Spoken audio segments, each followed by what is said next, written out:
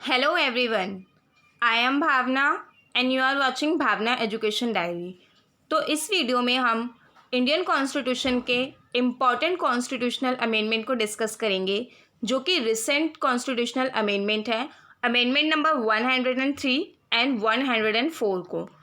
इन दोनों ही अमेंडमेंट को हम पूरी एक्सप्लेनेशन और जितने भी पॉसिबल की पॉइंट्स हैं उनके साथ हम इनको इसमें डिस्कस करेंगे। तो अगर अभी तक आपने हमारा चैनल सब्सक्राइब नहीं किया, चैनल को सब्सक्राइब कीजिए ताकि हमारे चैनल के सभी नोटिफिकेशंस आपको मिलते रहें। उसके लिए आप हमारे चैनल को सब्सक्राइब करने के बाद नोटिफिकेशन बेल को ज़रूर ऑन कीजिए। तो स्टार्ट करते हैं इस वीडियो को। सबसे पहले हम इस वीडियो में 103 एंड 104 कॉन्स्टिट्यूशनल अमेंडमेंट एक्ट को डिस्कस करेंगे। और इसके साथ ही अब तक देखें अगर हम, तो हमारे इंडियन कॉन्स्टिट्यूशन में 104 इंडियन जो है कॉन्स्टिट्यूशनल अमेंडमेंट एक्ट हुए हैं। और इसके साथ ही यहाँ पे कॉन्स्टिट्यूशनल अमेंडमेंट एक्ट, यहाँ पे अमेंडमेंट बिल से डिफरेंट होते हैं।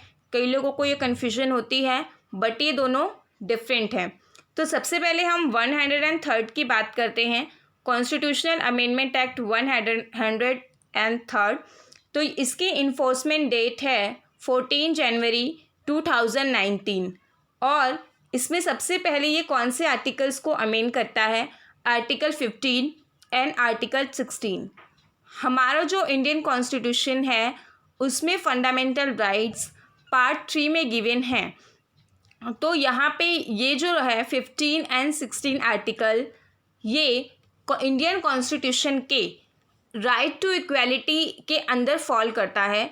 जो इक्वालिटी यहाँ पे जो आर्टिकल है ये अपॉर्चुनिटी में इक्वालिटी की बात करता है। तो ये दोनों ही आर्टिकल जो हैं इम्पॉर्टेंट हैं। तो 103 अमेंडमेंट में यहाँ पे इसी से रिलेटेड बात हुई है। और आर्टिकल 15 और आर्टिकल 16, इन दोनों ही आर्टिकल्स में 2 न्यू क्लॉजेस को ऐड किया गया है। और इसके साथ ही यहाँ पे जो पहले रिजर्वेशन हुआ करता था SC, ST और OBC में नॉन क्रीमी लेयर में जो यहाँ पे रिजर्वेशन गिवन था, इनके अलावा एक और कैटेगरी को यहाँ पे ऐड किया गया है, वो है इकोनॉमिकली वीकेंड सेक्शन।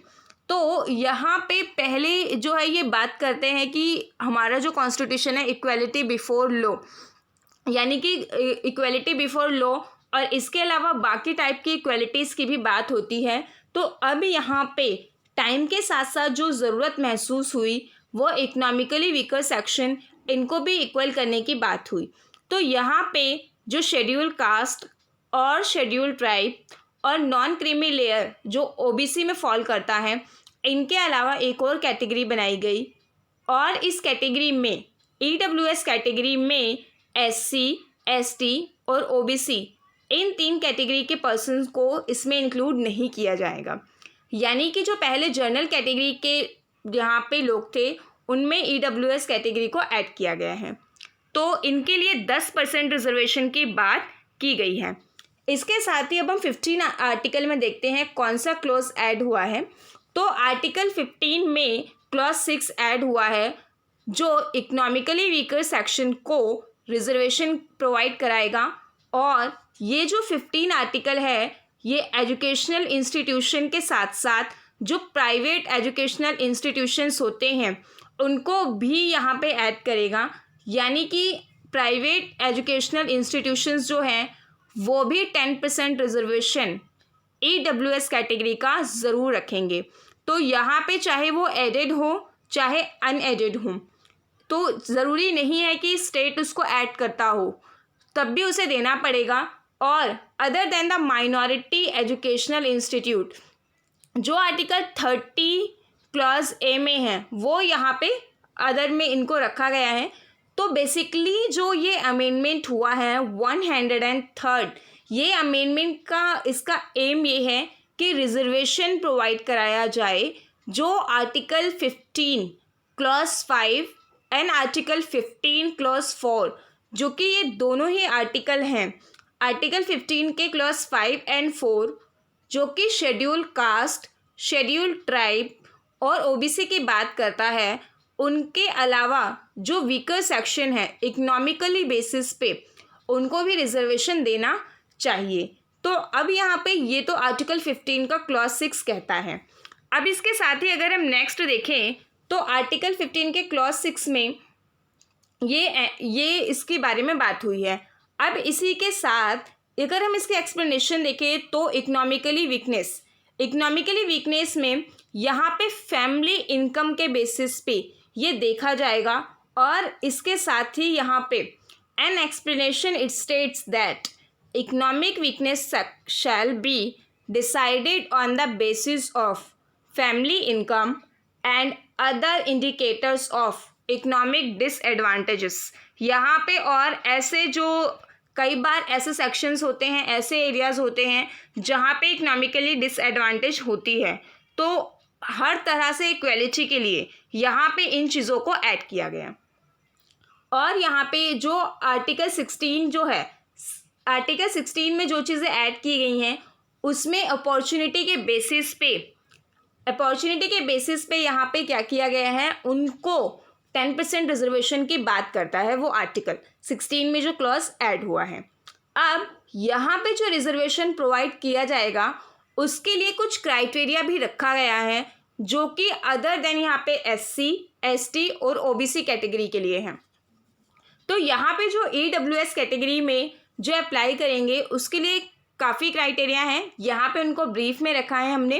तो people who have an annual income of less than 8 lakh, और फर्स्ट जो क्राइटेरिया है कि एनुअली इनकम उस फैमिली की 8 लाख से ज़्यादा होनी चाहिए, और यहाँ पे 5 एकड़ से लेस जो है उसकी फार्म लैंड होनी चाहिए, और यहाँ पे people who have a house lesser than 100 square feet, और उसका जो घर है वो 1000 स्क्वायर फीट से लेस होना चाहिए, और 100 square yard in a notified municipal area.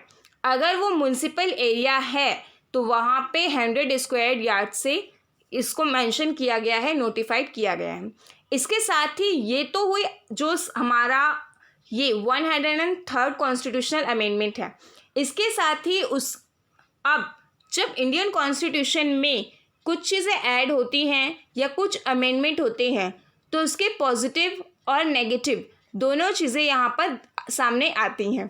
तो सबसे पहले तो जब ये अमेंडमेंट हुआ इसका भी कुछ उसको क्रिटिसाइज़ किया गया, क्योंकि जनरली ये था कि सुप्रीम कोर्ट का कहना और कोर्ट में भी ऐसा होता रहा है कि जो रिजर्वेशन है वो 50% से एक्सटेंड नहीं करेगा, बट 10% रिजर्वेशन आने के बाद ये रिजर्वेशन जो है यहाँ पे इसको एक्सटेंड हो गया है। तो इसके लिए अलग से सुप्रीम कोर्ट की गाइडलाइंस भी हैं।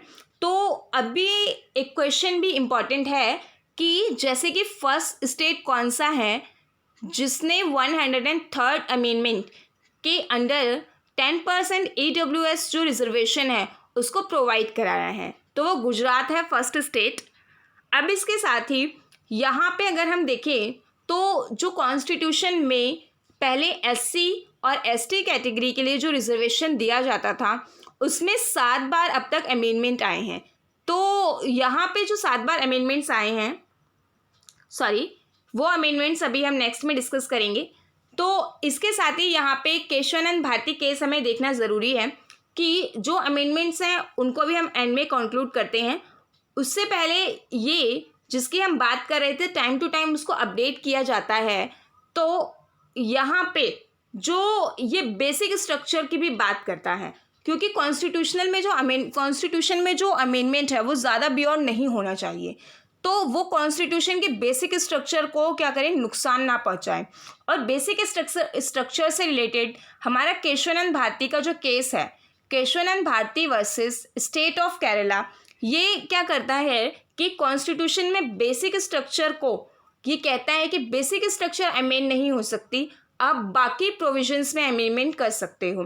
The parliament's power to amend the constitution under article 368 is not absolute, ये एब्सल्यूट नहीं है, पार्लियामेंट हर चीज़ को अमेंड नहीं कर सकती है। आर्टिकल 368 सिर्फ यहाँ पे अमेंडमेंट का प्रोसीजर बताता है।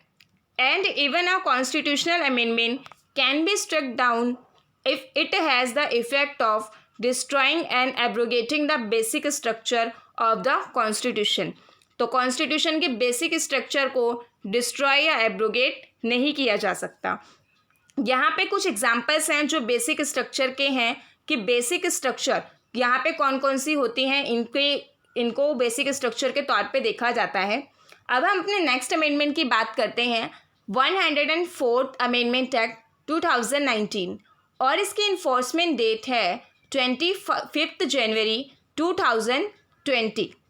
तो यहाँ पे अभी कौन से आर्टिकल को अमेंड करता है, ये आर्टिकल 334 को अमेंड करता है, जहाँ पे ये पहले जो सर्टेन वर्ड का यूज़ होता था उसको यहाँ पे अमेंड किया गया है इस आर्टिकल में।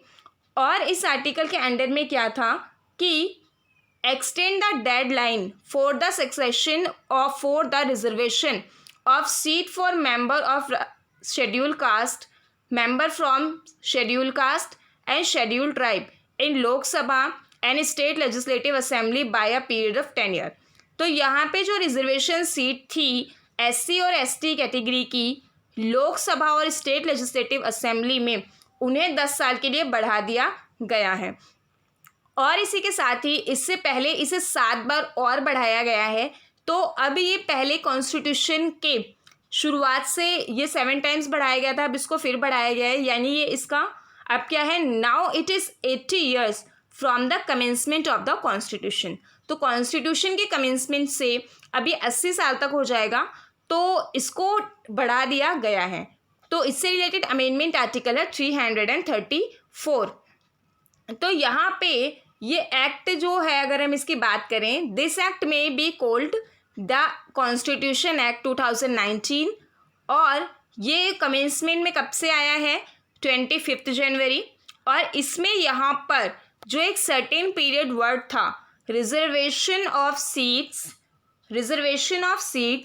And special representation to cease after certain period, तो यहाँ पे इसको अमेंड कर दिया गया है और अगेन जो है 10 ईयर्स के लिए इसको एक्सटेंड किया गया है। तो in the long line after clause A and B for the word 70 years पहले था, and the word 80 years in respect of clause A and 70 years in respect of clause B shall be substituted. तो B में 70 years और ए में 80 years कर दिया है, क्योंकि यहाँ पे अगेन इसको बढ़ा दिया गया है।